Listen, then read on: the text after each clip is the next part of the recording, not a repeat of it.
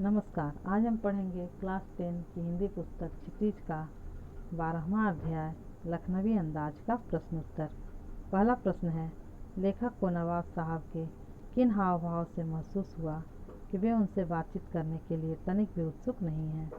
उत्तर, लेखक के अचानक ट्रेन के डिब्बे में कूद पड़ने से नवाब साहब की आंखों तथा मुख पर उनके एकांत चिंतन में खलल पड़ जाने के चिन्ह और असंतोष दिखाई दिया।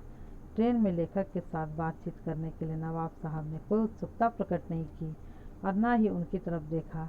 इससे लेखक को स्वयं के प्रति नवाब साहब की उदासीनता का आभास हुआ। नवाब साहब ने बहुत ही यत्न से खीरा काटा, नमक मिर्च बुरका, अंततः सूंघ कर ही खिड़की के बाहर फेंक दिया। उन्होंने ऐसा क्यों किया होगा? उनका ऐसा करना उनके कैसे स्वभाव को इंगित करता है? उत्तर, नवाब साहब द्वारा दिए गए खीरा खाने के प्रस्ताव को लेखक ने स्वीकृत कर दिया। खीरा खाने की इच्छा तथा सामने वाले यात्री के सामने अपनी झूठी साख बनाए रखने की उलझन में नवाब साहब ने खीरा खाने की सोची, परंतु उसे तुच्छ दिखाने के इरादे से नवाब साहब ने खीरा सूंघकर फेंक दिया। नवाब के इस कार्य से ऐसा प्रतीत होता है कि वे दिखावे की जिंदगी जीते हैं और अपनी रईसी सिद्ध करने के लिए वे कुछ भी कर सकते हैं। तीसरा, बिना विचार, घटना और पात्रों के भी क्या कहानी लिखी जा सकती है? यशपाल के इस विश्वास से आप कहाँ तक सहमत हैं?